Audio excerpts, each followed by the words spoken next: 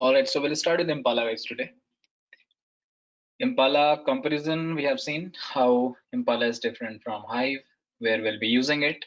So query wise, you'll hardly find any difference. Okay, so 99% query, whatever we are running on Hive, will work as similar in Impala cell also. There's no syntax difference or any query difference. So internally, algorithm is different, only how they're computing, their operation is based on which method, that is different only.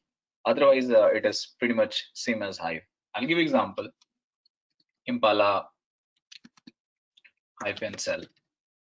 I'll open Impala cell, and at second side I will open Hive cell. So you can easily compare between these two. Okay, let's go to Hive cell first.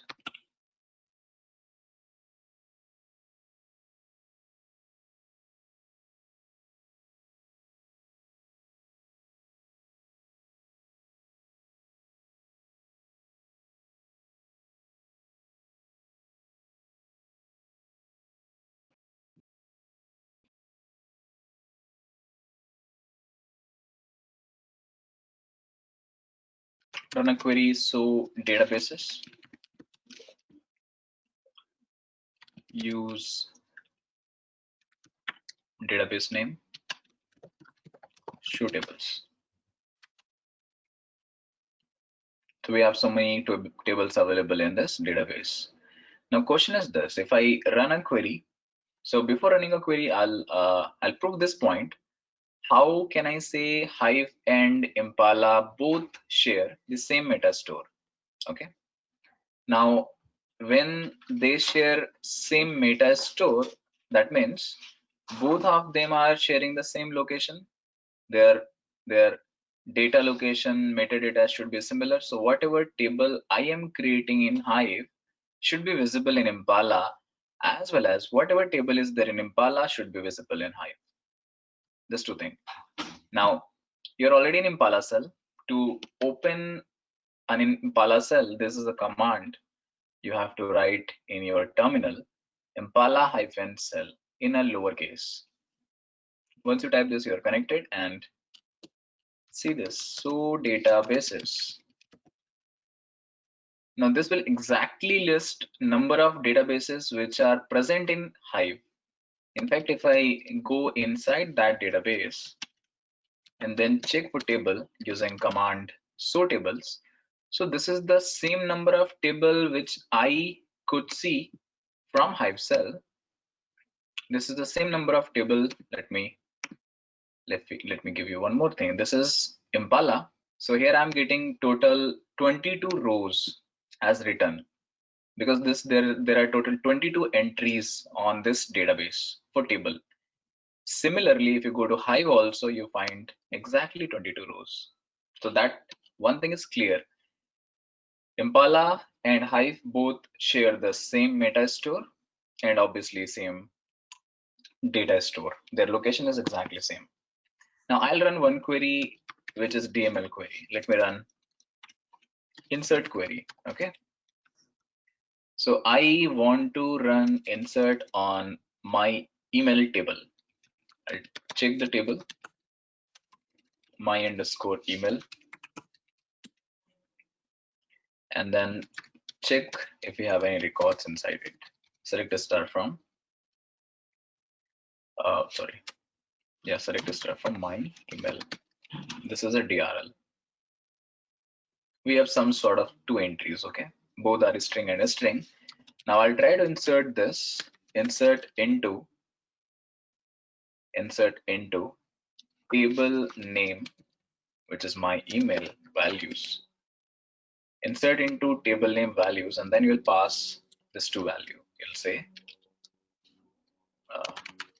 any name, and you will say the address in a string. Okay.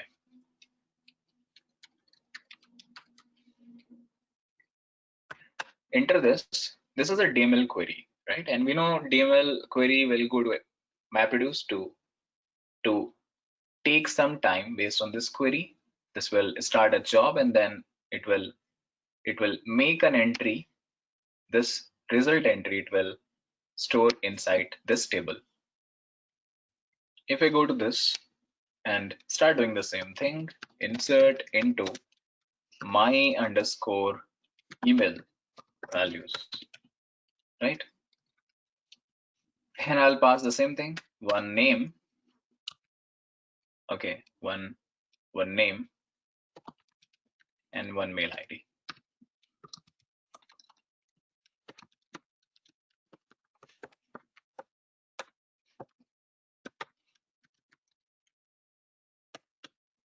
Semicolon, enter. We'll compare both execution time. So here it is 8.47 second, and in second place this is 55.622 seconds, right? Why? Because this is based on in-memory processing model. They do not go to hard disk and do all that stuff which is done by MapReduce. Rather, they are using in-memory for computation. Now, if I run a query, select a star from table name, select a star from table name, I can see both the entry, which is done from Impala as well as Hive. So this is the Hive entry. This is the Impala entry. Now, can I run the same query to Impala also? Select a star from my EMP, my email, I guess, my email.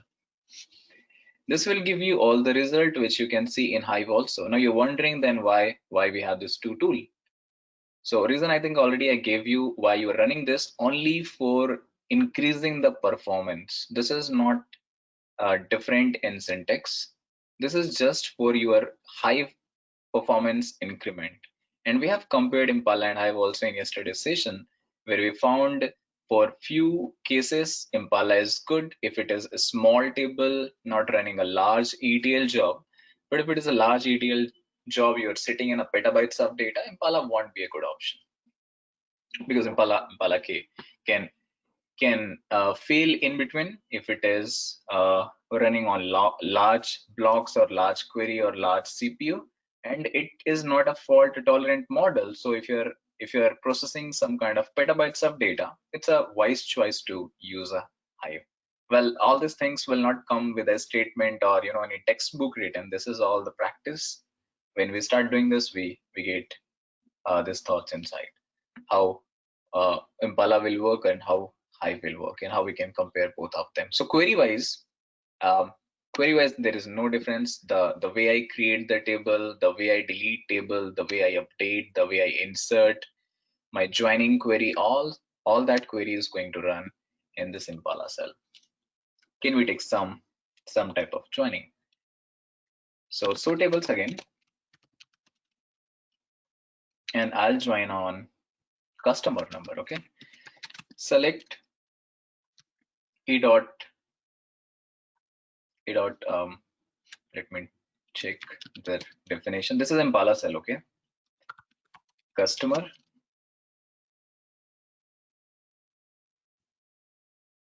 So from customer, I need select a dot age. I need b dot state. B would be my second table. A is my first table.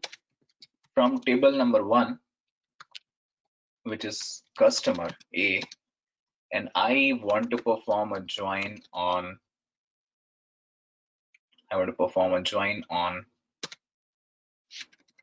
Join customer A join table 2, and table 2 is my txn records B, from where I'm taking state, and I need those results where their customer number is same. So this is the inner join. Pretty simple query. Let me copy this query, and what it says, it cannot compare this string to cast number. Okay, can I do a casting? in the query. I'm just trying it. Works. It's good. So casting will not work here. str. Okay.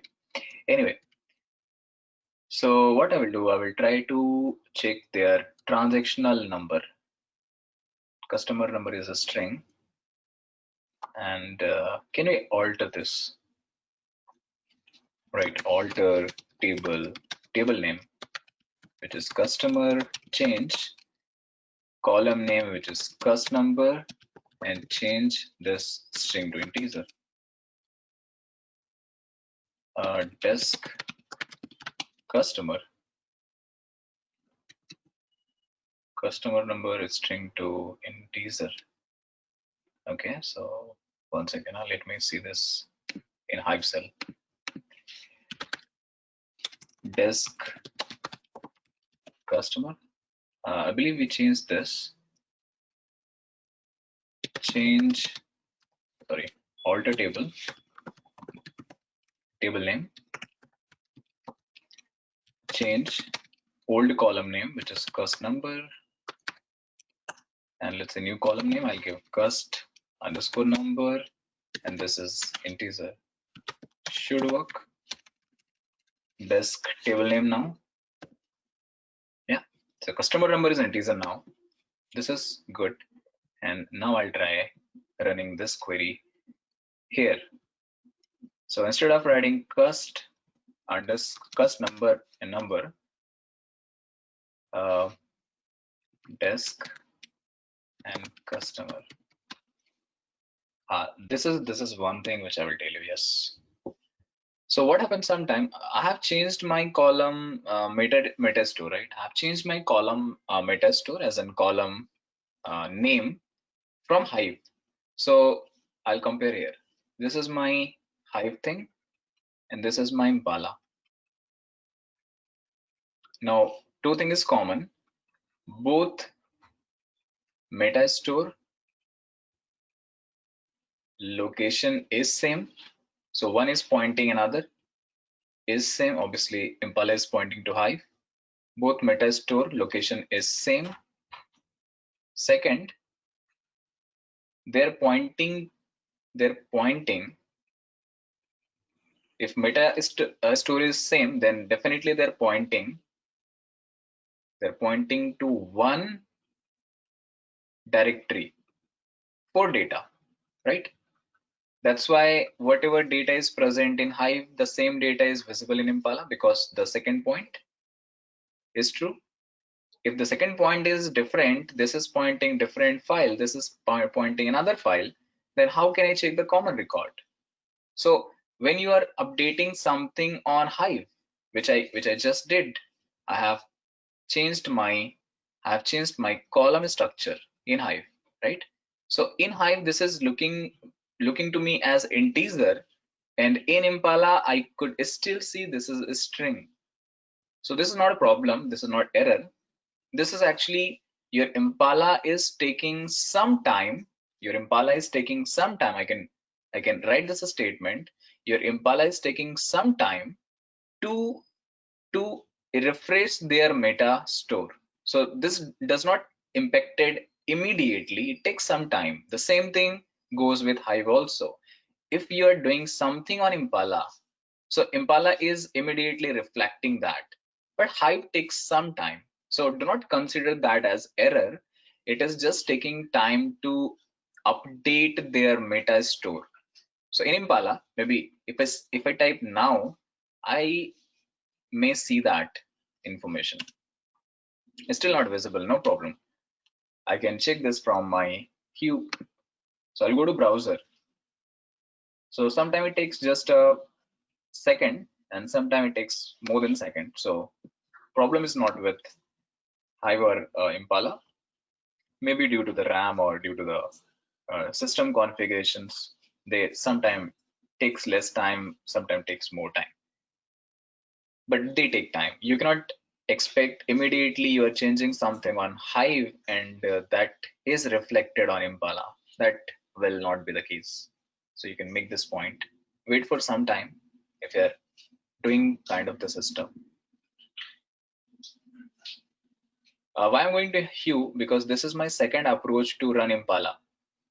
Just like Hive editor, we can select from here. We can select the Impala editor also.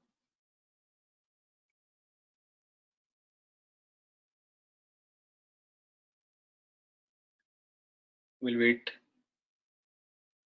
Once this is up, we'll check this. Okay. So from this query, it has already selected Impala, and then I'll go to 12 p.m. and then I will go to my email. Sorry, it was my email only or some other table. Let me see. Sorry, customer table. Now I'll perform a metadata update. Still not changing. This is taking some more time. Let me go to Hive first. So Hive, I can select it from here, Hive editor. And from Hive editor, 12 p.m. table name.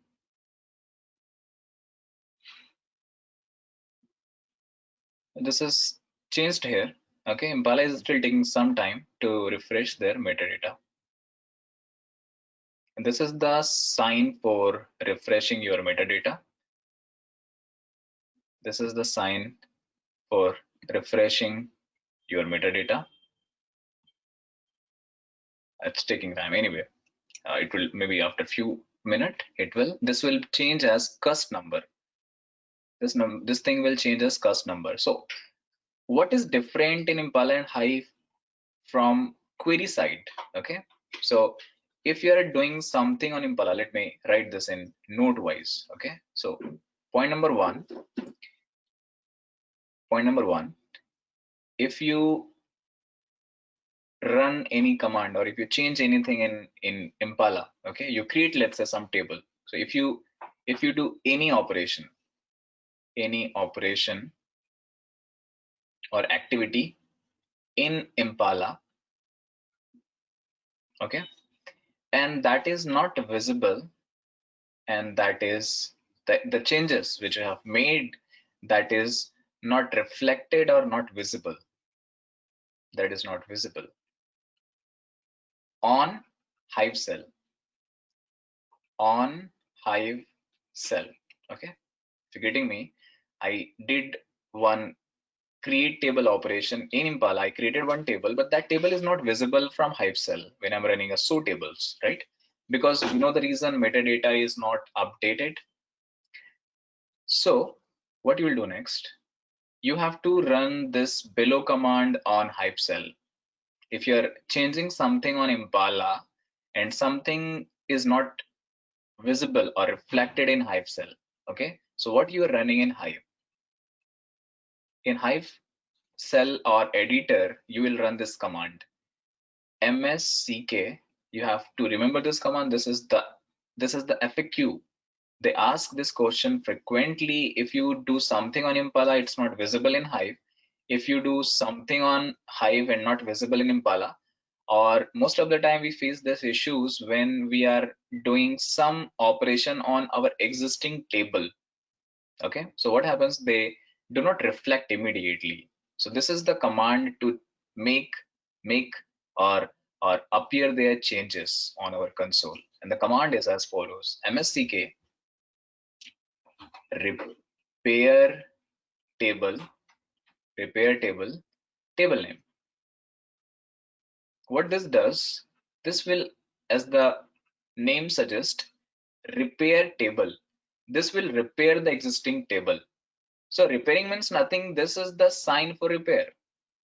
So when you click on this from Impala, if you're clicking on this, what happens? That statement I will tell you in a while. Let me go to Hive cell. Currently I'm in Impala. I'm going to Hive cell, and from Hive cell, what I wanted to see is not visible here. Okay, and then when I'm clicking on this sign. When I click on this sign, can you see the option? If you click on this sign, it's taking by default one. Uh, Okay, so when you click on this sign, what is happening? This sign is actually running this operation in background. This this is a refresh sign, right? So this refresh sign is running this operation on background on Hue, which is your editor. Now this is for Hive. This is for Hive versus Impala versus Hive. Okay. Second point is if you do any operation or if you perform any operation, just vice versa. If you perform any operation in Hive, okay, just a second. If you perform any operation in Hive and that is not visible or reflected, that is not reflected on Impala cell. Point number 2 and point number 1 is just a vice versa. Impala cell, then you will be running this command on Impala, obviously, because that is not visible in Impala. So you will run on Impala cell this command. And what is that command? The command is invalidate, and this is the command. So I'll go to my Impala cell for now, and I will run this invalidate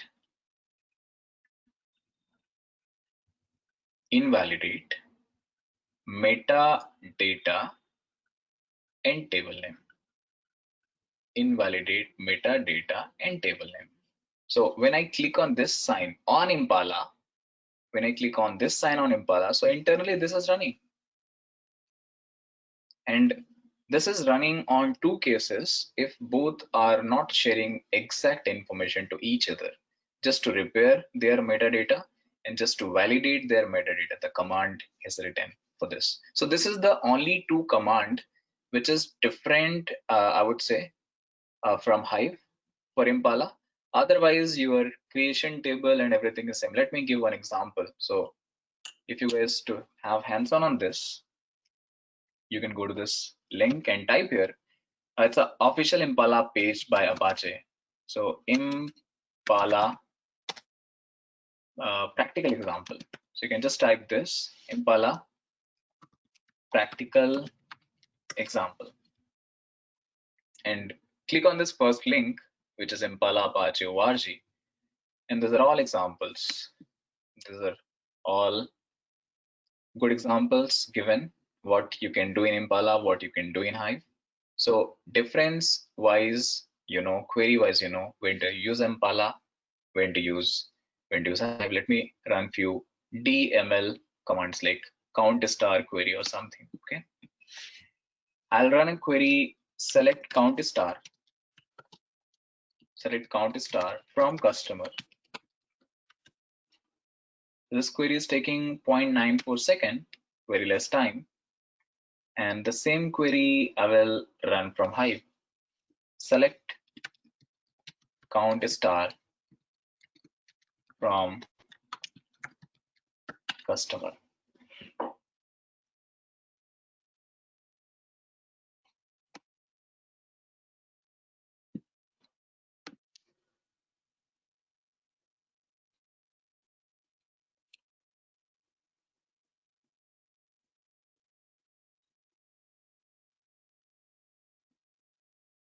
So same thing. Again, it is going, scanning, filtering, checking the total table data, and based on that, it is defining number of mapper, number of reducer, and all sort of a story of MapReduce. So anytime this is a costly operation for, so whatever query I can deal with Impala, okay, whatever query I can deal with Impala 5, I should deal with Impala. If something I cannot run in Impala, then I should pick up Hive. That's what is use case right here. So this is about Impala and Hive. We'll compare the time also. So that was 0.94 second. And I guess this would be more than 30-40 seconds.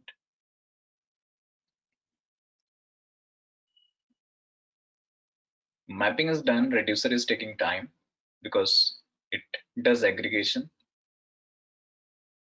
Now that also is done, and 79.992 seconds. This is like 80 times more than Impala, right? So it has been said that Impala takes 100x, okay, 100x fast performance than Hive. Impala is 100 times faster than this Hive. Now you can run some query on a scoop operation also. So last point yesterday was whether to take the first approach to extract the data. So what was the first flow or first approach? You are extracting this data from RDBMS, which is your downstream source. And from this RDBMS, you are writing this data to HDFS using ETL tool, using ETL tool, which is a scoop, and on this HDFS data is present. So from Hive, which is your data warehouse, all this data are managed by Hive. This is what story we know, and reason also we know why to extract this data first to HDFS and then later on you can manage them, because in between HDFS data and Hive data there is one layer where I am processing the data which I am looking for only, right? Here I am transforming, I'm modeling the data using some programming language before sending it to Hive, because I don't want to I don't want to send all the data to Hive. I only want to send some sensible data to Hive, and that sensible data I have filtered or maybe I have transformed using some programming language that we'll see when we start this Scala after 2 modules. Second flow is you are extracting data from RDBMS. You're adding this detail to directly Hive. You're writing this information using ETL again, the same ETL. I will write here a scoop. I will write here also scoop. The scoop is a tool which will help us to extract data and directly write in Hive. What is the difference between tool flow number one, and because we are going to discuss about this 2 point. Okay, so point number one says take only the data which are important, which are common, which are required, and take all the data, all the snapshot, no filtration, nothing. So if I run a query on filter data, there's two scenarios coming now. First, I'm running a query, run a query on filter data or sensible data. Okay, uh, I shall call that this is a filter data, run a query on filter data. And second one is run a query,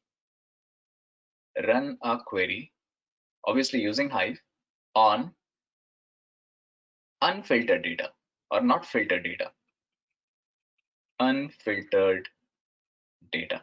Which one will take less time? Where performance will be faster? Obviously for point number one, anytime, because this is already filtered. We have filtered this data using some programming language. From HDFS, we have created the new directory, and only this sensible information we are keeping inside that directory. But here, I'm like taking the full snapshot and directly writing to Hive. So not the first one is good or the second one is good. This purely depends on your application requirement. If your business said, I need all the table, all the data as it is, your business, your client says, I need all the data, all the information as it is in Hive. You use whatever tool, I don't care. I need the table, the data which is present here, I need the same data. You'll say, okay, so my flow number two is fine. Why to waste a time? Why to take first data to a scoop using using a scoop to HDFS, then later you manage. This is a two-step, right? First is a data extraction, second is a data management. Here in the first step itself, I'm able to do the job. I'm extracting, and after extracting, I'm storing to Hive using some scoop command. So Hive directly support to extract or to get the data using a scoop from RDBMS and create the table in Hive. I can do that in Hive. So that scoop compatibility is there. Scoop versus Hive. If I compare, so I'll run a query, and that query is as follows. I'll not run that in Hive, okay? I will run that in my normal terminal. So since Impala is done, let me come back from here, and I will write the same query is scoop import, okay?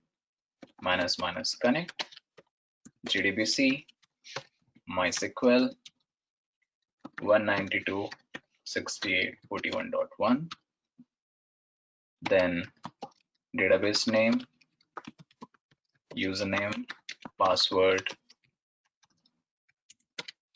table name, and if I let me go back to MySQL and check some table. As if I remember yesterday we have taken transaction. Okay, let me take transaction table, and I will use number of mapper as one. Now one extra thing I will use, I'll say Hive import table. Hive import table, and we have not defined the database where Hive will create this table. Okay, so let's run this query first. Hive import table. In the whole statement, I think Hive import table is, let me check it actually. What is the argument? So that argument is there in scoop file, scoop PDF, and within scoop PDF, well, we'll have that command, scoop.pdf. So I'll recommend, I'll run few of them, but if you want to check all how they're running for all the operations, you have these options available with you. So these are the options which are available. A scoop can directly interact with Hive using this argument. So this was the argument which I was using, Hive import table. That's why it was failing. I will use Hive import, then automatically it will import this. Hive override is there, create Hive table is there. It will create the table um, uh, in your location. So this is a description, you can read it. If said, then the job will fail if the target Hive table exists by default, this property is false. So it is saying if table is already present, it will fail. Set the table name to use when importing to Hive table name. You want to write some table name, you can define their table name. Hive drop import delims means delimiter. So you want to drop the delimiter while importing, you can drop it. You have partition key if you want to use partition key in Hive, partition value if you want to pass in Hive. Those operations are there. So I will have to only define here this thing. I will have to only define Hive table thing, and automatically they will take care. We'll see it. Remember the table name, which is txn, and we'll see where this table is created in Hive warehouse. Okay, so I'm not creating the table, guys. I am only running this query. This query is formed by two parts. First part is data extraction, and second part is getting that data, extracted data, to Hive cell to create the table and see those records. Run this query and pass password.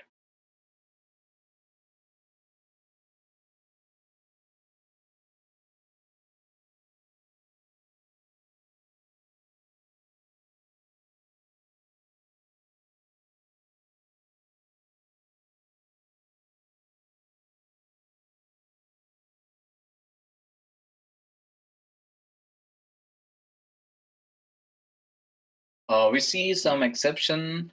It says Cloudera TXN already exist. Okay, because we know if target directory is not defined, it takes to this first. Okay, so I can handle this. I can define target directory, and this is one. I can define target directory, or I can define that delete the target directory, right? So here I can say hyphen delete target directory, and then I will say delete this user Cloudera /txn and try to run this again.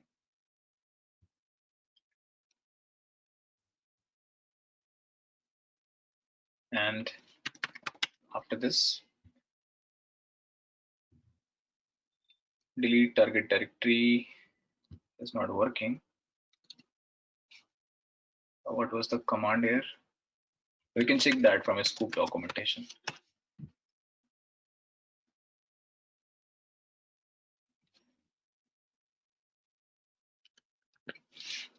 Target directory. This should work. Hyphen delete target directory. Delete the import targets directory if it exists.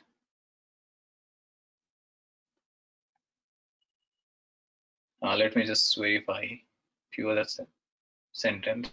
Yeah, this is good. User Cloudera TXN. Let me read the clear error. Privileges exception. File already present user Cloudera TXN.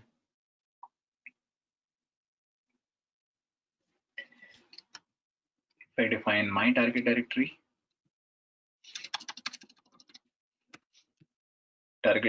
and then I'll say txn1, let's say, and then try.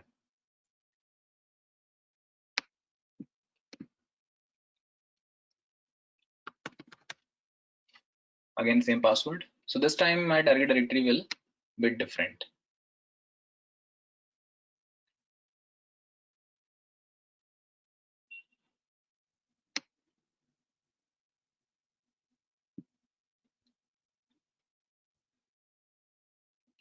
We'll wait for the output.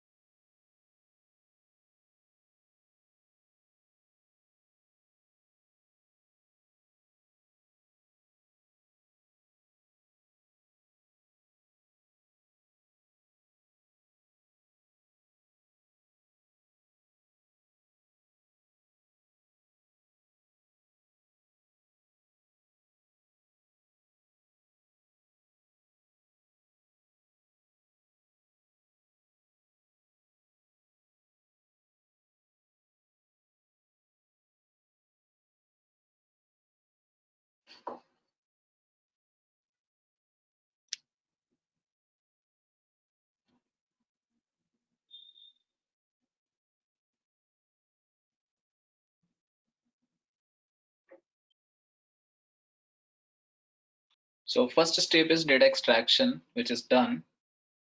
Retrieved 10 records. Okay, you can see it here. 10 records total time. And then it is creating one table. Okay, this is the first part. This is the first part. Here your first part is done. Step number 1 completed. Step 1 completed. And then completed. Step 2 starts from here. They find where is your Hive warehouse. Then they connect with the default database. Then they load it to TXN table. So I know there is one default database in Hive cell inside Hive, and inside this database we will find this table, TXN table, and this TXN table is having entry which is having total 161 rows. That's the total size of file. Okay, so rows, or maybe this is in bytes. I can check it after checking this table from Hive cell. Here, you will go to your default database, use default and show tables. TXN is there, and can you run a query now? Select a star from TXN. This is the same data set. Even I can check their column name also, describe and then table name. I can see the same number of column. So Scoop has a provision to extract the data to Hive directly, but I recommend you guys to remember these two things. You have to perform the step number 1 or the step number 2. Most of the time, I have used personally the step number 1 because we do not need data as it is in Hive. We have to first clean some data. We have to create a good, sensible information, good structure, and then we send that data to Hive after creating one structure, one skeleton on Hive cell. That's all about Hive. So Hive optimization point we have seen most of the Hive areas done. Only one last part of Hive, which is a kind of programming. So that we will start after learning Scala. I'll park it for now, but I'll give you that knowledge. What is pending? User-defined functions. So far, you're using ready-made inbuilt functions. Okay. In Hive, the last part is a known as user-defined function. We call UDF. User-defined functions. Okay. Now, in user-defined functions, as the name suggests, this is available in most of the programming language since Hive is a tool which is based on execution engine. That's why we have this concept here also. User defined. So user will define here. This user will define the function. So user, who is user? Who is user? I am the user, right? Currently, you guys are the user if you're writing programs on cell. So this will be defined by programmer. This function will be defined by programmer. Currently, I'll ask you one question. If you're using join function, right? You're using join query, you're using limit thing, you're using many commands, you're using group by. So this is the command. After using this joining, automatically this is performing inner joining, or if I'm using left join, then they're doing left joining or right joining or full joining. So many joining operation I'm performing. This is inbuilt function, right? Can I call that all these three, and there are a bunch of other, I'm just writing few of them. This is all inbuilt functions. This is all inbuilt functions. Why I'm calling inbuilt? Because I'm not creating this. Hive has provided me these functions. So if I'm not writing, if Hive has provided, then somebody from the Hive community or Apache community has written this program, has written some program and created this function. And this function jar file is present in the library of what? Of Hive. So whatever function you're seeing, join, limit, group by, maximum, minimum, you can even do distribute by, cluster by, so many operations we're using, right? A query we're using. So all these functions are not built by you, but built by somebody from the community. So to building a function, we will have to write a program. To build our own function, we will have to write a program. Programming language could be anything. My personal choice is Scala and Python due to their conciseness, very elegant and easy to read and write. Apart from this, Java. So this three is most popular programming languages in this 21st century to write your programs and deploy them in some compilers or interpreters after runtime execution. So if you're getting me, this join class is created by someone, then they compiled it, then they They created a bytecode, which is nothing but a jar file, and then copied it to Hive server. So if I go to Hive, right? If I go to Hive cell from here, user lib Hive, I find there are important directories, and here are three important directories. I'm keep repeating this point. There is a conf folder for configuration, there's a bin folder for binary, and there is a lib folder for library.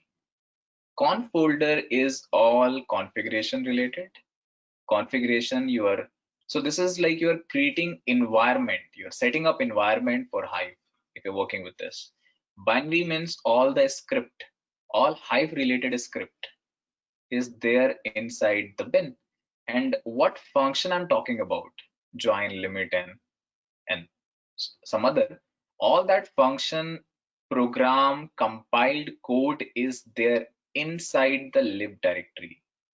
All the compiled form of my functions, these are all in class. Like if I'm writing my own join class, what I will do, I'll open some interface or IDE. We call that is integrated development environment. Could be Eclipse or IntelliJ. I'll open this. Okay, people who know integrate in IDE flow, that's okay. If not, I will anyway going to repeat this in Scala. So I will open IDE, which could be Eclipse or IntelliJ, any software. I think our first class we only talk about this installation. After IDE, I'll create my project. That depends, I am creating in which programming language. Okay, I can pick up anything, whichever you know. Obviously, if you know Scala, you'll pick up Scala. If you know Java, you'll pick up Java, and so on and so forth for Python and other languages. After project, I will create my package, and then after this package, I will create my class. And this class name is nothing but join. This class name I will write as join, and inside this class I will write all the business logic, like how many times of joining somebody can perform. I will write all that detail in this business logic, and then I'll start compiling it. I'll check in my compiler all the code which I'm writing against some data set is running or not. If this is compiled means your functionalities, your syntax, your mapping is perfect. So currently data can be handled by the code which I have written inside this logic, and later on I will perform, I'll create a bytecode. Okay, so after compilation, I will create a bytecode. Bytecode is nothing but this file, which is a jar file. And after jar file, I will copy this jar file to my server where Hadoop is running, just like Cloudera. Cloudera is having Hadoop inbuilt.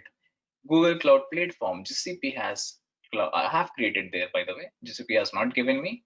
We have created our environment. Similarly, we can go to Amazon Web Services and create the Hive environment. So I need a ready-made Hive environment to run this jar file. Basically, Java should be set up there. Some Hive Hadoop compatibility should be there. This is the flow, guys. When I will start this user-defined function creations, I will be exactly doing this. I'll be exactly following from this point till the last point. But your job is currently easy, and that's why we say learning tool is very easy, because in tool you're not going to create a function. Why we call you often read today Python is very popular reason. Python is very easy. Python is like very simple English language. Okay, so if I'm a data scientist and I have a choice of this three program, Scala, Python, and Java, anytime I would pick up Python, because they are so rich. They are so rich. They have inbuilt functions available a lot. These functions are available a lot because this is specific to domain. So if I'm talking about data science domain, okay, let's assume we have 5 minutes of discussion for this point. So if I'm talking about data science domain, where you are applying this on many business domain, okay, and actually terrific piece of linear algebra and math can handle your data in very classic way. Okay, so data science is one approach that you are involved in a, or you have been involved in a scientific process. You have been involved in a scientific process to mimic a model, to predict something. So to predict something, you need some language, right? Like NASA is using Python to send their instructions. If we send a satellite also, we have to send some instructions, like ISRO also started using recently. So there are many companies. When we see some examples of this, we can start it. But if you argue that why don't we learn then Python then to write a program? Definitely we can learn Python. But if I'm a data engineer, there are two profiles: data scientist and data engineer. So data engineer is this thing is more compatible with OOPS kind of programming. Python also supports all object-oriented programming pillars, like 6 pillars we have. If I name them: classes, we have object, we have encapsulation, we have polymorphism, we have inheritance, we have, and abstraction. This is actually, the name is fancy looking little complex, but this is actually taken from your real life.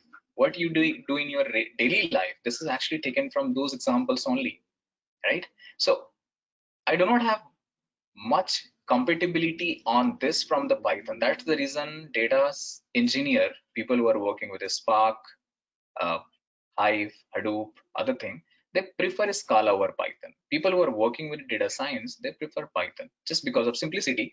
Because this data science is not designed only for computer engineers. This is designed for people who are coming from medical professional, who are coming from mechanical domain, who are coming from a statistics background, who are coming from biology, who are coming from physics, who are coming from astronomy, many domain, right? So obviously, if I'm coming from astronomy or physics, I don't know what is programming language. I don't know what is this query part. So how can I fix myself for this program? I can fix myself this for this program because if I am so good in maths that I can learn outside the environment. Mathematics we already seen since our school days, right? Preschool days. So math is okay, but how about programming? Because math is known somehow. It is still in subconscious memory. But how about the programming? That's the reason we pick up this language, because this is the easiest language. If you just Google it up and search a language, which is the easiest language to learn today, you'll get answer as Python. And by the way, one good thing I will tell you: if you know a Scala, and already I have, I think, related this relation. So if you know Scala so well, okay, you already know 80% Python. So it's like you learn two languages together. You know this also, you know this also. So no need to put extra time for this. Whatever syntax I'll be writing in this Scala to learn, similar kind of syntax is there in Python. But I can't say I know Python, I know Scala. Scala is like a superset. We have many things in this Scala. Since our program is data engineer in this course, I'll focusing more on this Scala based on the industry's demands. That's about, guys, user defined functions. We have talked about the approach, how we are going to build, what we are going to build, how we are going to use any function, how we are going to define our own function. And there are three types. Typically, there are three types of user defined functions. Let me write them. First one is a regular UDF. Okay. First one is a regular user defined functions. We use regular concept of our programming. Second one is UDAF. UDAF stand for user defined aggregated functions. Okay, this means user defined aggregated functions. And the third one is UDTF. That we're not using much about this third one nowadays. User defined table generated functions. So oftentimes we are using the point number one and point number two. I have used few point number two for user defined functions and more on the first number, which is regular UDF. Now we'll go to learn another module after data warehouse. So we have completed three things here. We know now how processing will work. We know how ETL will work. We know how data warehouse will take a place. Now, so far, all this detail which we are discussing is for historical data. Now, the concept of real data will arrive from this point. So how can we deal with real-time data? Okay, for real-time data, let's see the flow first. And before flow, we'll discuss about the tool. We'll discuss about the NoSQL. Some of you might heard about this NoSQL thing. So NoSQL is challenging SQL actually in many aspects. NoSQL is getting more weightage. It's becoming a hot tool in the market. So now every company who deals with real-time data set or low latency data set, they use the concept of NoSQL. So what is the abbreviation for this? NoSQL stand for not only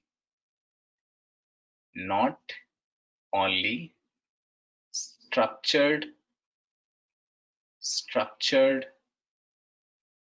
query language. Okay, so SQL we already know. Let's focus on this point. Not only. Okay, what do we mean by this? Let me keep in quote. Not only structured query language. Okay, so NoSQL is not a tool, guys. NoSQL is a NoSQL is an approach. It's one concept. Okay, so based on that concept, we have many tools up and running in industry today. And let me write their landscape of NoSQL. We can give a topic name as NoSQL landscape. The first one is DynamoDB. And who's the creator for this DynamoDB? It's none other than large internet companies, Amazon. Second one, I'll tell you which one to use at what time. Just like I'm going to write MySQL, Oracle, PL SQL, maybe I can say SQL Server, right? So if I ask you what is the difference in this, all are from RDBMS, all are from relational database management system. So please tell me when to use it, what time. Now, one reason that all these are from relational database, but second point is still missing. We should know at what time I should pick up this databases. Okay, so based on that data set, you should be able to speak up that this data is best fitting with this, or this data is best fitting with this. Then only we can say that we have the clear understanding about database and their respective data sets. DynamoDB, I'll come to that part when and what. Second database is a Voldemort. So looks like this is inspired by some series of Harry Potter. Voldemort. Okay, we had some character there, I guess. Voldemort, and this is designed by LinkedIn. This is again a NoSQL tool. Third one is Cassandra.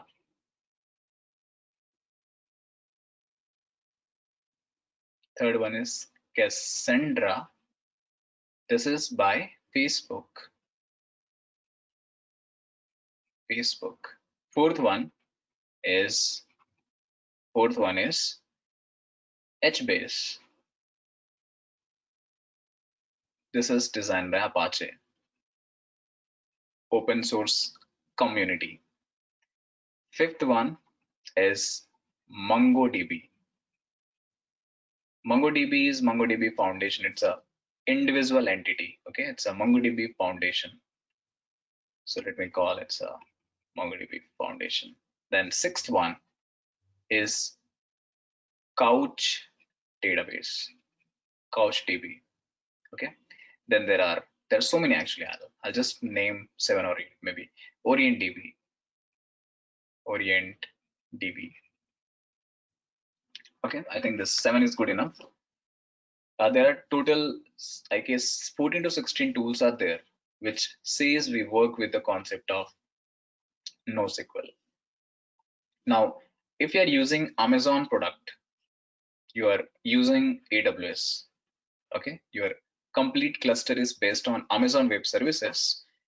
So you will use definitely DynamoDB because this is in-house tool. It is free in Amazon Web Services, so you'll be using this. What type of data DynamoDB can handle? DynamoDB handles the data in a form of key and value. This is the fastest approach, key value. If you convert your data in form of key value, they're way faster. Voldemort is also kind of key value, but it's used by LinkedIn. This is not a free source. This is designed by LinkedIn, so they have not given access to the user. They're using this for their own internal users. Maybe what your communication building today, you're talking to somebody through message services in LinkedIn. That data might manage by this Voldemort. I'm not sure about it. Cassandra is built by Facebook, and Cassandra is good for writing the data again in key value format. Writing again, I'll write this in bracket. This is good for writing in key value format. Okay. Then HBase.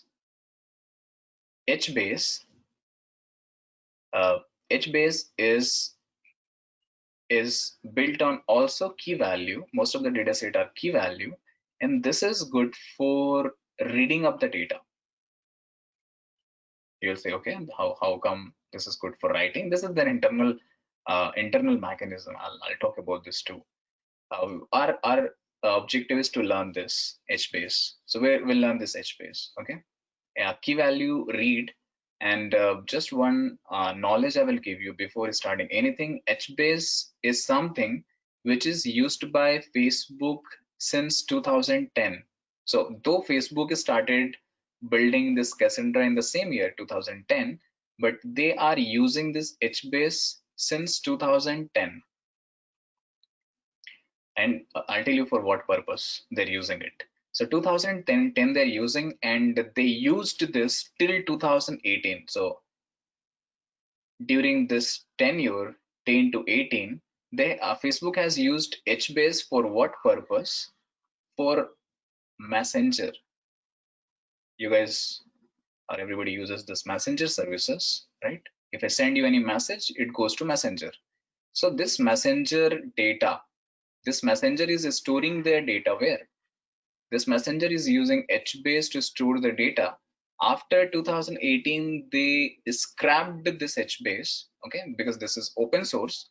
So open source is free to use. That's one good point. But second point, it is easy to hack also. I can easily hack any open source system. There are little bit of issues from the security perspective. That's the reason banking companies do not pick up any open source tool immediately. They take some time for testing, for building another security layer, because banking is a sensible data. They deal with the sensible information. So some limited, obviously, if something is there, there are some pros and some cons. Every tool has some pros and some cons. That's okay, we can deal with that.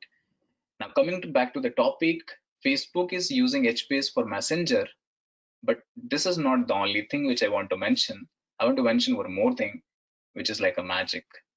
This will run a query 1 billion. So they run 1 billion query. You can assume 1 billion is like 100 CR. They will run 1 billion query, and you can't even imagine this. This is just in 1 second. So just in 1 second, one tick and 1 billion query. Why this is all possible? Because of the algorithm built on this NoSQL. It's one of the fastest distributed data sets. So today, if somebody says me that I have a real-time data, I will say immediately go and store in NoSQL.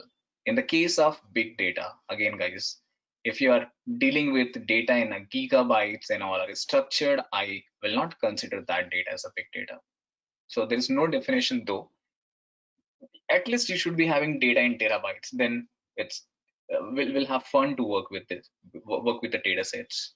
Just to dealing with a terabyte, a petabyte, or terabyte, we need this. Otherwise, if it is gigabyte, we can have our traditional database like SQL, MySQL, and handle it without any problem.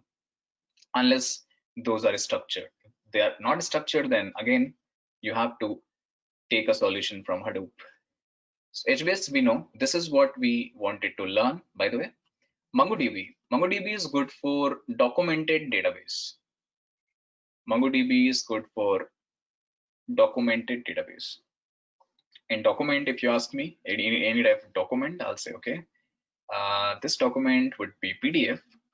PDF I can call as a document. Then docs I can call as a document. Excel file I can call as a document. This is all data. If you have, this is good tool.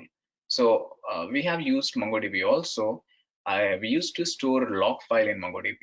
So from my current project of healthcare, where we have some MBs of data in a second frequently coming, so we manage this log file in this MongoDB.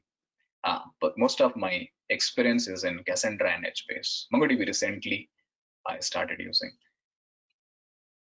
CouchDB is also built for document type of database. Okay, so it's also designed for the same thing, documented database. OrientDB, this is good. OrientDB, there is Neo4j, there's a I forgot the name. There's some other name, two to three other names are there, which can deal with data. And you know what kind of data?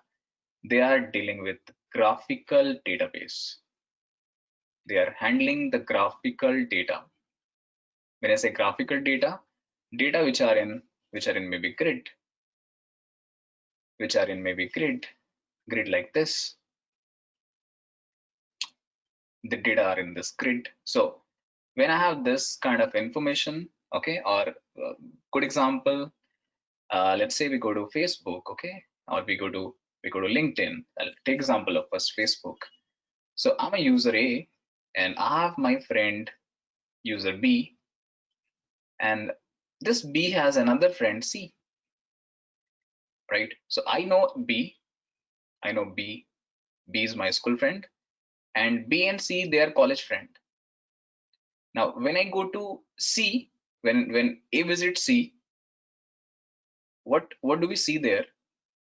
Okay, let me write this. When A visits C, what do A see? There is one mutual connection, isn't it? There is one mutual connection. This mutual connection is coming because of what? This mutual connection is coming because A knows B and B knows also C. So there is one common connection between A and C. That's what is mutual, right? There's one common connection between A and C. Similarly, if you're using LinkedIn, you guys know that if any of person is working in my firm or maybe my old firm, so I see as a recommendation that this guy is working with you, this guy was working with you since last 4 years, would you like to connect with him? They give some kind of knowledge, some kind of information, so that we can connect with that person. And obviously this is their business, how they increase their total number of users, right? Now this is about social media. Can I apply this in company? Because obviously nobody's working here in Facebook and Google and Yahoo. So how can we apply this in real-time industry, like current scenario? Here, total we are 9 people here, okay? So 8 are virtually connected. Total we have 9 people here. Let me call P1, P2, P3, P4, P5, P6, P7, P8. Total 8 people are there, excluding me. Now, I want to check the common connection between person 1 to person 8. Okay, what can be the common connection, you guys think?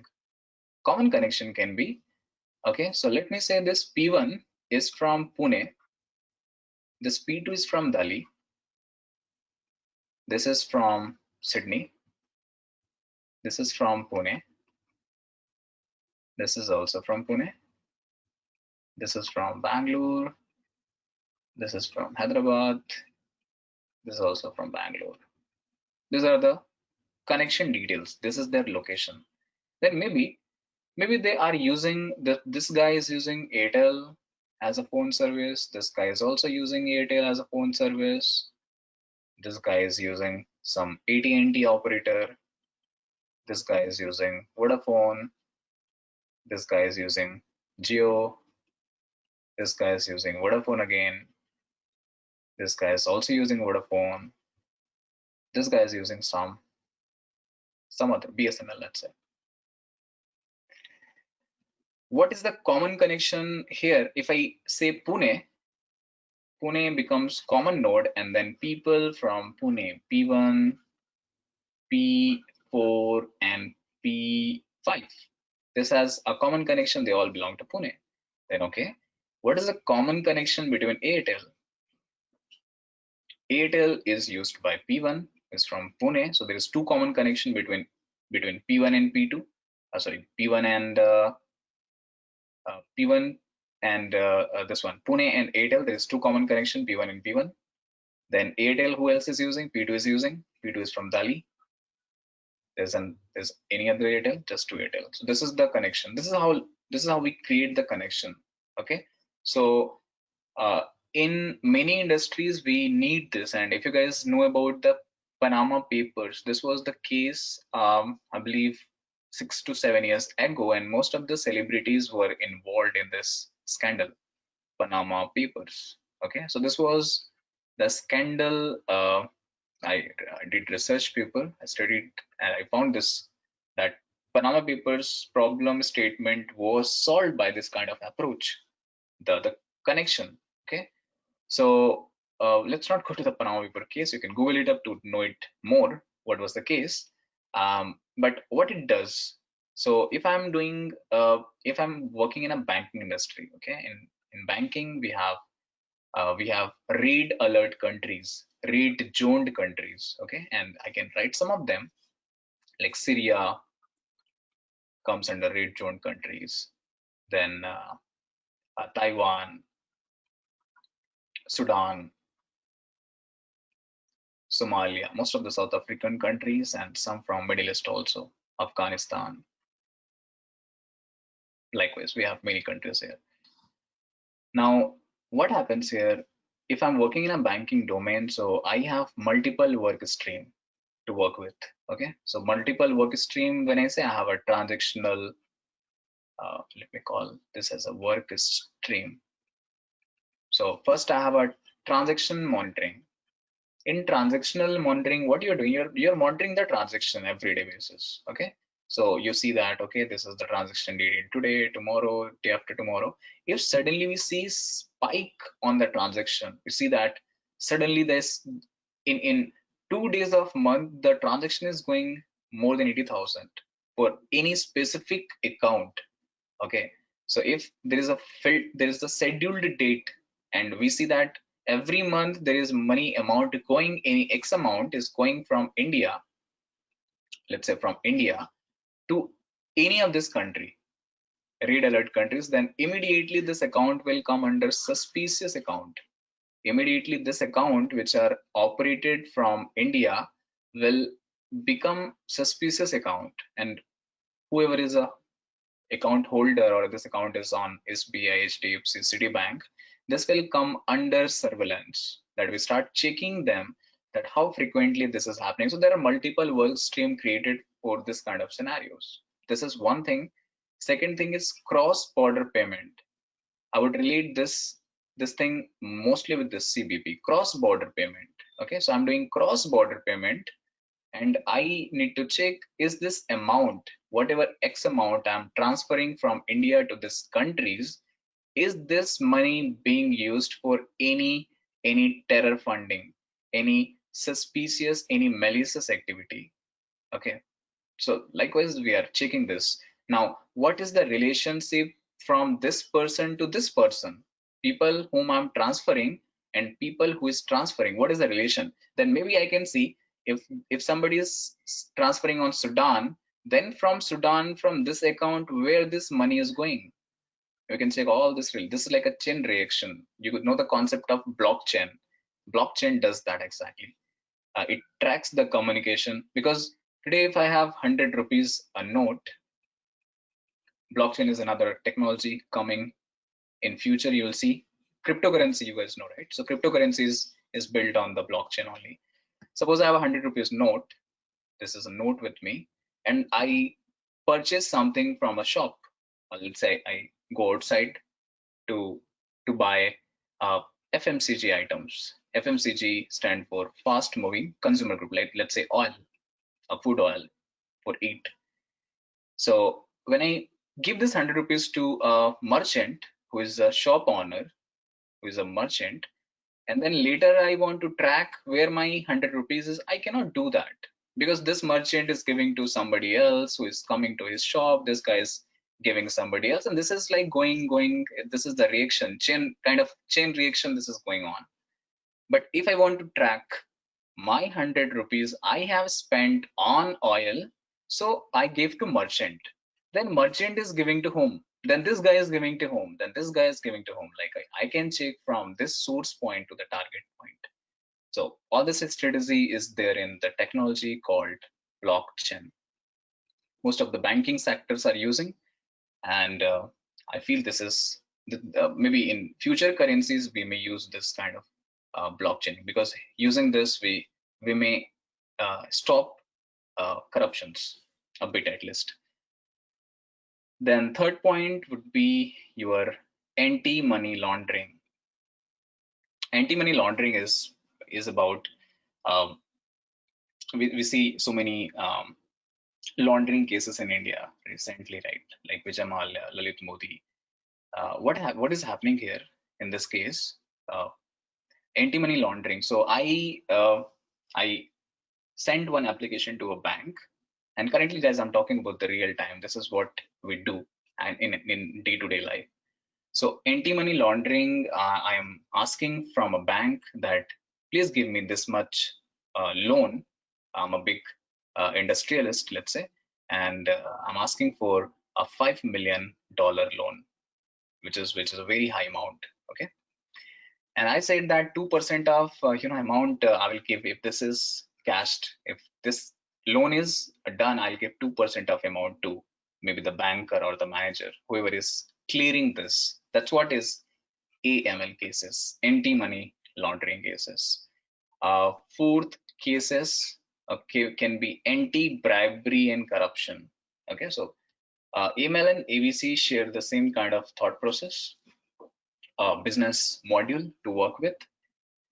Then fifth, I can have fraud data analytics. So people who are doing fraud, right? Recently, if you guys have watched a Netflix series, the series name is Jamdara. If not, you can check this out. Actually, this is built on the concept of this only, FDA, fraud data analytics. What the story starts like that. People start frauding, okay, uh, based on some card details. So like I have your card details, I'm calling you guys, I'm saying I'm calling from SBI customer care center. You will receive one message, you will receive one OTP, and please share that OTP with us. That's the reason bank is frequently sending you do not share the OTPs, right? Because this is obviously one security concern. So if you share OTP with me, which means what this detail will consider, if I type OTP, they think I'm the owner, right? So I can do then any kind of transactions. So fraud data analytics is mostly on that area where we are doing fraud. So we are analyzing the last maybe 10 years, 20 years, 50 years fraud. This fraud is happening because of what factor? Mostly. This is because of user careless behavior. User are not concerned about their account. That's why this is happening. So we will analyze that. Being a Sherlock Holmes, being a detective, our job is to analyze all this information, because as I said, you cannot directly take an action. You are receiving data first, you are analyzing the data, and then you are taking an action. So I can compute that in three parts. First, I have data, I have collected information. Then second part, I am analyzing it, because before analyzing, without analyzing, I cannot go to the third step, which is my action step. So I cannot go to this action. I have to check first this part. So this is all the story which will go, okay, as we talk about different sources, different sentiments. Now let's start the NoSQL part. What is the difference between SQL and NoSQL? Because this is a point to discuss. What is the difference between NoSQL and SQL? NoSQL and SQL. As the name recommend, not only structured query language and structured query language. Okay, so intuitively, what is the difference you find? SQL is common here. So not only stand for the first difference, you can actually remember these points. This is not technical. Okay, these are just a fair generalization point. So first point is no, not only, right? So I'll say this is schema-less. Let me change the color. This is schema-less. This is schema-less. Now, do not relate this with SQL. We're learning completely new distribution. Okay, this is the whole set of new distribution, data distribution. You'll find many new points, many new approaches, many new parameters, algorithms coming in this NoSQL. So NoSQL is a schema-less. Okay, that's why first point. I'll tell you what is a schema-less, and this is a schema full, or maybe I can say schema based. Schema less pattern, schema based pattern, which means if I do not define a schema to my table, I cannot create a table first of all. So obviously if table is not created, then I cannot make any entry. Can I create a table like this? If I'm working in MySQL, I challenge MySQL architecture and I say, okay, I want to do this. Create table and table name, which is patient. And in this patient table, I want to store their patient ID. What is their ID to start registration on hospital? And I will say I need ID, I need their name, I need their contact detail, because these are the primary information. As soon as I try to create this table without DDL, like if you check it here, my DDL is missing. In my data definition, ID is followed by what is missing. So I have not given any data type here. Here my data type is missing. So if my data type is missing in SQL, I cannot deal with this. That's what is a schema based. I have to say there's no other option. I have to say this is integer, this is a string, this is long. Then it can create the table. Later I can do insert on it. So now, what do we mean by schema-less? If it is NoSQL and I am not writing this, I'm not giving any database for any of the column or data type for any of the column, it won't complain me anything. They can manage it. They can manage without data type also. That's what is schema less concept. Okay, now what is the benefit if I'm able to do this? So what is the benefit here? If I create the table without any schema, the benefit is you can keep any data in any column. You can keep integer, string, double, float, boolean, anything in any column, because there is no schema defined for the column. The point number second is, since you are able to keep any data in any column, the process is not normalized. The process is denormalized. The process is here denormalized, right? Because normalization, if I'm able to keep the same data in same column, that's what we call a data normalization. This is point number two. Point number three is they are column oriented database. They're column oriented the column oriented database. What do we mean by column oriented? Their SQL, okay, so when I type SQL, you'll able to see, you're able to make a difference on SQL and NoSQL. SQL is a row oriented database. It's a row oriented database. So let me write the point number 2 and point number 3. Now, what do I mean by column oriented database? First, I will try to understand technically, and then second, I will try to understand their internal algorithm, how internally they're storing in column wise and their row wise. So column wise means vertical. This is what we call a column. If I ask you a simple table, you say this is the column, right? Or if I read in axis wise, so I'll say this is the column, this is the column, this is the row, this X and Y, right? If it is row, we call this is X, this is Y. If this is axis, this is an axis of 360-degree. We know that axis, right? Bit of math. If I start, this is 90-degree.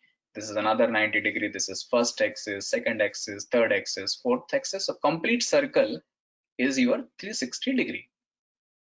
That's what it means. So if I'm saying I have something on column oriented types, which means I am entering any data in column fashion, just like a Parquet format. Parquet is realizing your data in this format. Parquet does this realization in column oriented way, and Avro does this realization on row oriented form. Okay. Now row is what? Horizontal, right? So row is this horizontal. This is vertical. This is just we're learning the sign language currently, just a way of like how the entry will work. Now here is your internal algorithm. So I'll create one table and try to run a query. Okay, so say I'm creating a table in row oriented database, and I am creating a table for create table.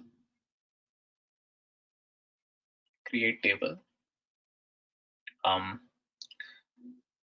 let's say I'm giving this table name as science. Okay, table name is science, and in this science table I will have every country's scientific research paper coming, so their ID, which is integer obviously. Then second I'll say ID is integer, then second is maybe their science paper name, the title name. What's the title? This is a string, or maybe varchar or char. Let me write varchar of 10. Okay, after ID and title, then I will write their university, which is again varchar, and let's say this is also 10. So table is created, and then when you're entering, let's say you have total, let's say you have total 1 million entry in this table. Bulk entry you are doing 1 million entry in this science table. Question arises here. If I'm running a query on the ID number, if I'm running a query on ID number 475231, okay, I'm just picking a random number. I run a query on this. I said select a star from table science where ID is equal to this. That's what is a query. What this query will do, this query will go to that row. Okay, so it will first pick up the complete data of a science table, and then it will go to that row. So this is my row. Let's say row number this. Row number is 475. If it is in a chronological order, if it is in a chronological order, like in a sequence order, then I'll be in this row 475 to 31 row, and then I have several columns here. Then I have column number 1, column number 2, column number 3. It will give me ID, it will give me title, it will give me university, right? This result I will allocate in some amount of time, some X amount of time. The unit unit is X unit of time, maybe in millisecond or microsecond or nanosecond based on the CPU. If I'm saying star, if I'm saying select title, if I'm saying select title from table name where ID is equal to this, so it will give me just one record, which is this C2, right? If I run on this query, let me run this query. Select title from table name, which is science, where ID is equal to 475231. Just write this out here. When you run this query, what is happening actually internally? So you have to think about here, what is the internal process? You know the output. Everybody knows the output. What is the output here? But what is running internally when you run this query? Internally, this query is actually scanning the all result of science table. Let me break this part. So first it is scanning the complete result of science. Then second, it is only looking for this row number. It is only looking for this row number, which means it is taking this row and all the column of this row. Okay, so this takes the row specific to this, which is 475231. It takes all the column C1, C2, C3, and then third step it is giving me the answer of C2 only for this row. So row number this 475231 and column 2. This is my final output. This is what I'm getting. So this takes time. Okay, why I am able to make this comment that Facebook is running using HBase and they are running 1 billion queries per second. How come this is possible? Okay, so this is possible because internal structure of HBase and some feature of NoSQL. So NoSQL operation, we'll see how this is what I'm explaining you currently. This is of SQL. This is how SQL works. If the same thing I'm writing in my NoSQL pattern, okay, if the same thing I'm writing in NoSQL pattern, how do I write it? I will tell you that in a while. So this is the comparison between NoSQL and SQL. Okay, if the same query I run in NoSQL, same query, okay, the syntax will obviously change, but objective is same. Objective is to get the title name and for this row. So in NoSQL, I will manage this in column wise. When I scan any data or any row, so my scanning will not happen based on the row. My scanning will happen based on the column. So it will not run this part number and this part. It will immediately go to this part. So is part number one, there is a step number one and step number two will be excluded. How it is excluded? I will tell you that graphically. Okay. So for now, you can understand your row oriented database is breaking up your query in three parts, but column oriented is just targeting that specific column and scanning that result for you. It's not typically doing searching first, then looking for that row and then filtering out based on the criteria which we are giving. This is the general difference between NoSQL and SQL. Now, what is the difference between HDFS? So I'll seek some input from you guys. What is the difference between HDFS and HBase? This is what I need to find out before moving to HBase. Okay, before moving to HBase or before starting any point in HBase, I should know why I need HBase. So I'm just looking for input. If you guys can tell me what is the limitation here in HDFS. If you could mention point, what I cannot do in HDFS, what is restricted in HDFS as a part of Hadoop architecture.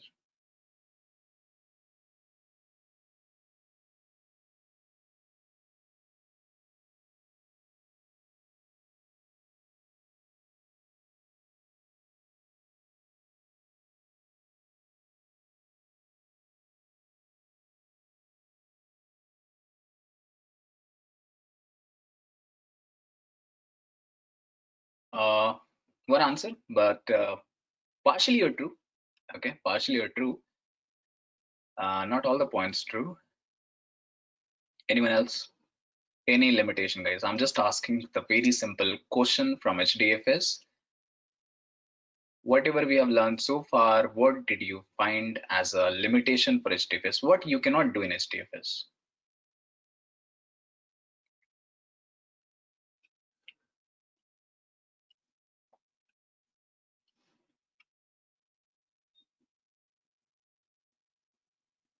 Okay. Uh, no, that's okay. Yeah, let's. I'll tell you that. So here I'm talking actually about your limitations. Okay, your limitations on HDFS. So I'll only focus on this limitation because whatever is the limitation in HDFS, that's the pros or benefit in HDFS. I have solved all this limitation. Oh, I can answer this way. I have solved all the limitation of HDFS and made that point in a tool called HBase and included those limitations solved point in HBase. That's what I can simplify HBase. So whatever is the problem, what was the problem in HDFS or what is the problem in HDFS? Actually, this is all doable in HBase. So point number one. Uh, Point number one, not suitable for small file and low latency data. Okay, this 2 point is fair. Point number one is, so yeah, fine guys. I think 3 to 4 responses is there. 3 is right answer. One somehow some partially right. HDFS is designed for historical data. This is designed for historical data or batch data, right? The data which has already processed in some manner, not immediate data points. But HBase, in HBase we have real-time data, and I cannot say anything is 100% real. It is always a near real time, because if it is traveling through light speed also, it cannot be a 100% real time. It's a near real time always. We use this term near real time. We expect 80% data to be true also. That's fine. Okay, 80% data, if I'm receiving real time, near real time, that's okay. Second point is HDFS is not designed for low latency data. This is designed for high latency data, and latency is nothing but a frequency, guys. So point number one and point number two are actually trying to derive you the same thing. Point number one is historical, point number two is high latency. So high latency will come when there are huge data set available in some sources. So I'm taking that data and storing in my HDFS space. So high latency, and the point number one is kind of one or the same thing. HBase is dealing with low latency. In short, can I say this is for real-time data? Right? This is for real-time data. This is for transactional data like OLTP data, online transaction processing. Right. Point number third. Point number third is I cannot do any insert, update, delete. This is not possible. Insert, update, delete. This is not applicable in HDFS, right? Because this is a file, there is no schema available. But in HBase, this is all applicable. Okay, so this is point number third. You can do insert, update, and delete all these operations. Point number four, you can not do random reading here. Random reading means if I write NA in short, if I have 10,000 data in file, okay, let's say I have a sample file. The name is sample. In this sample file, I have total 10,000 entries. Okay, 10,000 rows I have. And this is a file. This is a text file, a plain text file. And then suddenly my business want me to access the row number 8,266. They ask me, I want to see this row. Tell me the information about this row. How can I check this?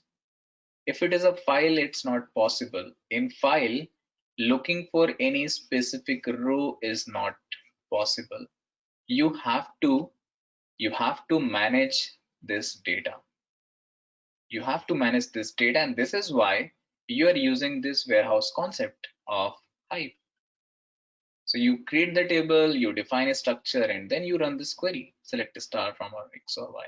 So random reading is not possible in HDFS, whereas HBase can do this. Because HBase is doing insert, update, delete also, so it can do this also. It can do random reading and random writing. So random writing is nothing but insert or update. Point number 5. HDFS can anytime deal with data more than HBase. So I will call zettabyte because this is the central storage. This is the central repository, right? Whatever data is you're trying to write in Hadoop cluster, first it is always going to HDFS. Then you're doing uh, programming, processing, transforming. That's the later business. First business is to extract the data and keep in HDFS. Okay, and we call data lake, we call it staging layer. There are several names given by IT professional.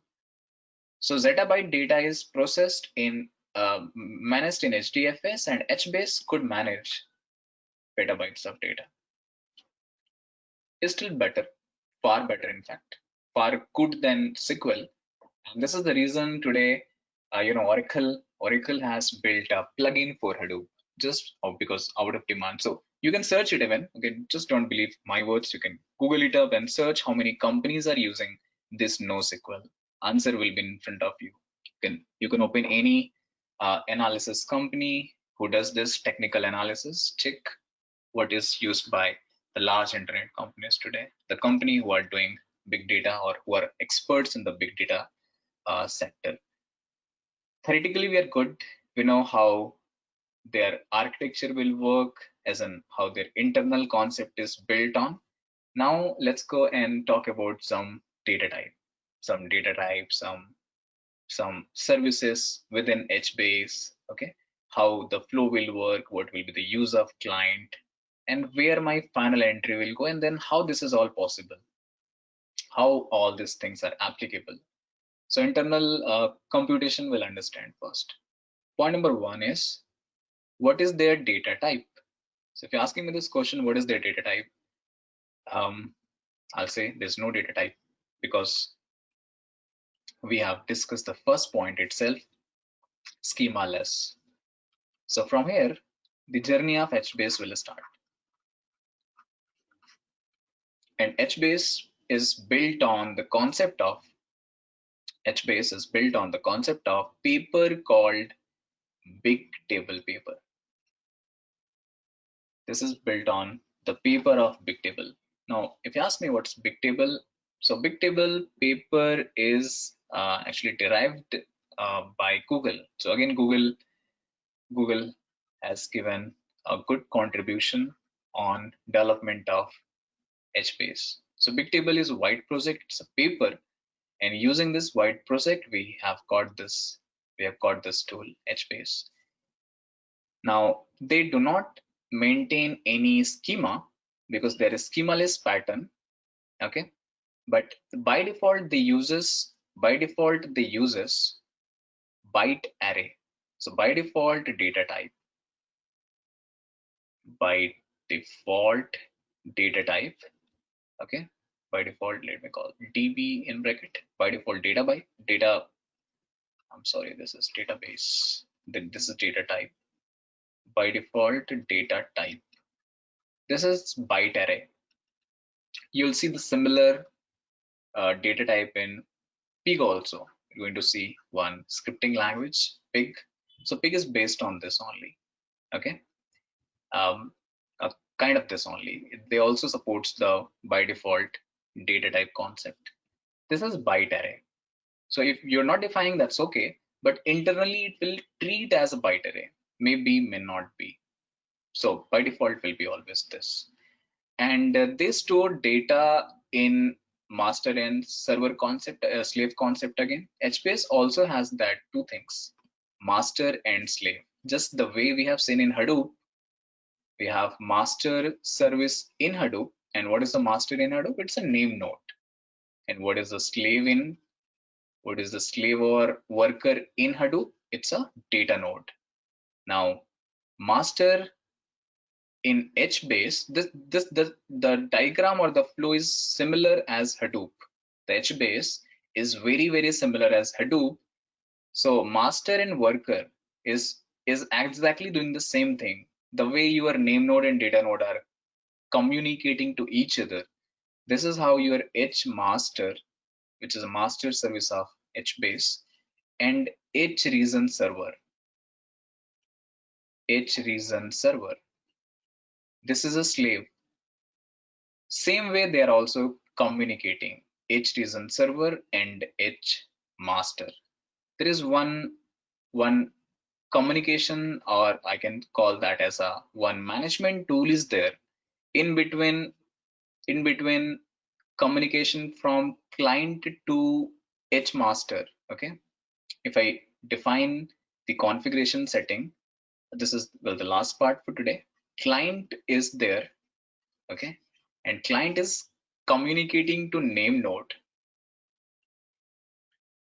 and then name node is sending instruction to client based on the availability, and then this is writing to whichever node is available. Data node 1, let me call this is node manager 1, data node 2, node manager 2, and so on and so forth. I have many data node and many node managers. I have n data node and n node manager, so they can start writing or reading based on the requirement. This is we know typically. In HBase, HMaster will also be configured in the same machine wherever I have name node. So configuration wise, HMaster we will configure in name node, and HReason server, I think the rest of the answer you know. This HReason server will go to obviously the slave one, which is where I have configured my data node and 1 and 2.